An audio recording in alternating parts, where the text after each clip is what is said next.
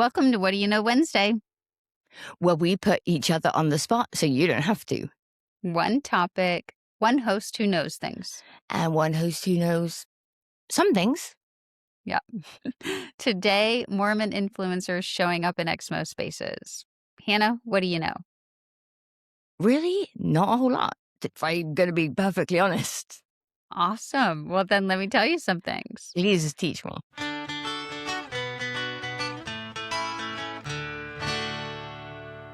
If you've ever posted something about the church, a TikTok, a carousel, a tweet, and had someone show up in the comments with a very calm, very prepared response about why you've misunderstood something, then you've encountered this.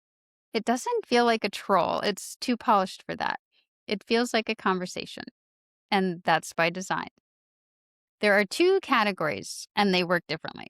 The first is the lifestyle influencer, Ballerina Farm, Nara Smith, the Mom Talk Women. They're not showing up in Exmo comments defending doctrine. They're doing something more ambient. They're making the Mormon life look aspirational, and the algorithm is serving that content to people who left and to people who never knew the church existed. That's not a campaign. That's just the feed. But it's not neutral either, is it? No, okay, so we've got lifestyle influencers, and that makes sense. They're just sort of doing their thing and showcasing their Mhm. trad wives shtick. What's the other category? So the second category is the apologetics creator.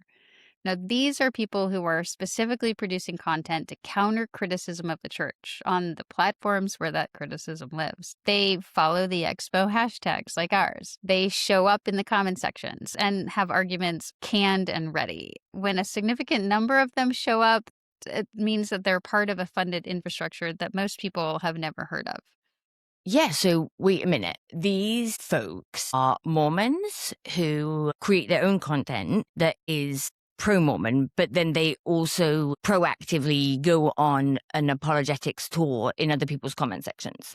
Yeah, that's what they want it to appear like, right? That they're creating their own content. But in 2025, a Wall Street Journal investigation found that the LDS Church has been paying some content creators directly, Ooh. some reportedly receiving around $300 to $400 per video for content used on church channels.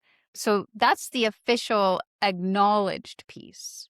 What, I wonder, made the Wall Street Journal look into that in the first place? I Did it give think any just indication? the prevalence, it didn't. Okay. It just talked about how it's popping up, right? Okay. And we're seeing this, we're kind of seeing a bigger movement gaining traction. Interesting. And that's likely because there's the Faith Creators Alliance. So this is a 501c3 nonprofit, which means it's donor funded and tax exempt, operating under an organization called the Ancient America Foundation. Now, this supports more than 70 LDS content creators with Mm. studio space, editing, SEO support, mentorship, and content strategy coaching. So, the director of creator relations actually coaches people on audience growth and engagement specifically. So, these aren't just members who want to share their testimony, they're people who are being trained and resourced. And you said they have over 70? Mm-hmm. Okay. And the alliance doesn't directly pay the creators cash. It provides in-kind support. And it operates independently of the church. So then when creators show up in your comments, the church's hands are clean. It's not the church, just a nonprofit that exists to support people who defend the church on platforms in the spaces where you are. Right. And then if one of these influencers says something untoward or ugly, the church can say it's nothing to do with us. Right. And the FCA itself says, hey, we're funded by private donors and we have no direct ties to the church. In fact, Kyle Tresner, the president, has said that publicly. But what he hasn't said, because he doesn't have to, is who these private donors are. A 501c3 doesn't disclose that. So the honest answer to, is the church funding this, is, well, we don't know. The opacity is the story there. I mean, it's funded by church members, right? Arguably, yes, but we don't have the receipts on that Right. because they don't report it. But let's look at this in context. Former President Nelson has said on record that social media is a place for members to share the gospel. And then Apostle Ballard explicitly called on members to join the conversation on the internet. Hmm. So the official position is we discourage passive consumption, but we encourage active promotion. The FCA is just the professionalized version of that. Mormons are so willing to act as like a public relations representative for the church. They don't need to even be instructed. Unfortunately, I don't think they realize like how poorly they make the church look half the time. No. I think what was interesting to me about this is really what it looks like in practice. So, hypothetical here, you post something about the Book of Abraham. Joseph Smith's claim that he translated ancient Egyptian papyri that turned out to be standard funerary documents. So, a creator shows up. First comment, very reasonable, very measured. Something about historical methodology. The second comment is a clarification about what the church actually teaches. And then a third comment, which is a pivot to a gospel topics essay. And the argument is layered. It's designed to run longer than you want to engage. They Hmm. just keep going. So, is it part of the playbook? Is It this like a is. pattern? It is. And you can tell because apologetics know the vocabulary and the talking points cold.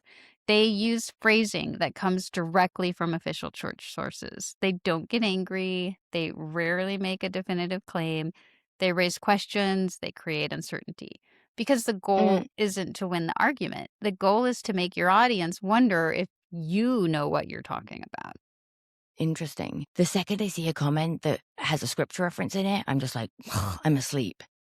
Right. It's like, just Well, don't ever tell me to read a scripture. exactly.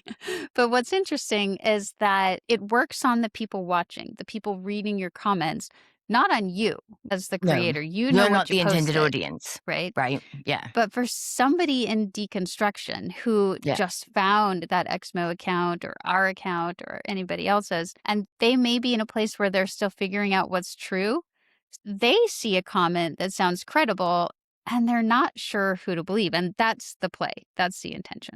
Right. It's not you or I or, someone else who's like convicted and firm in their position. It's for the benefit of everybody else.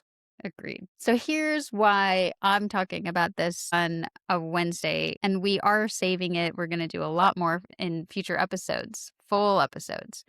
We're doing it now because you will encounter this. If you post in Exmo Spaces, if you engage in the comment sections, if you run an account that talks about the church, someone from this ecosystem will find you. Hmm. And knowing that it's a coordinated, funded operation rather than a spontaneous believer is going to change how you engage with it. I agree. I think that we should have on our website a list of these 70 creators so that you can know immediately, like, who am I interacting with? Oh, they're funded by this Yep. nonprofit. One Okay, well, of now I know who I'm dealing with and who their backers are. And it's not grassroots, it's not organic, it's funded by a nonprofit, but right next to a multi-billion-dollar corporation called the Church of Jesus Christ of Latter-day Saints. You think you're interacting with somebody who's just like a faithful member, but Mhm. that's not it at all. It's not it at all, but you could fall into that trap.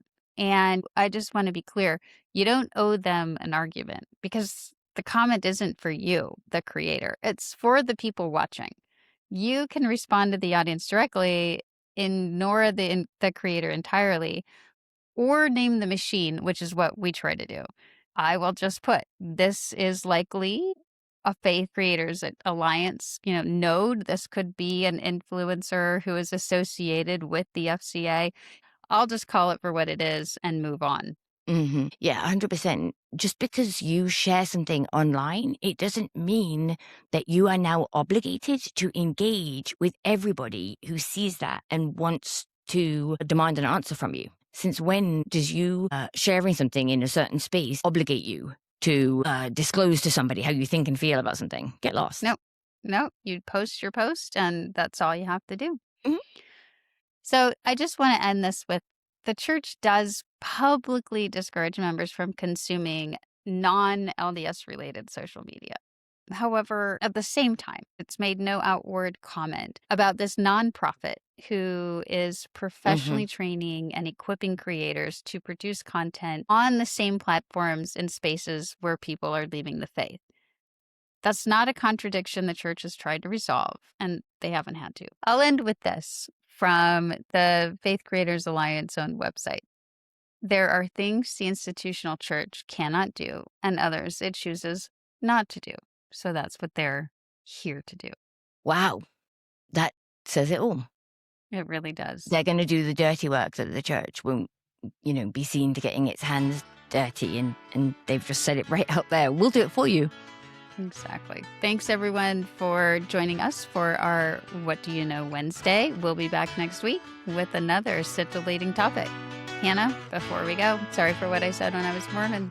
Jess, I'm sorry for what I said when I was Mormon too.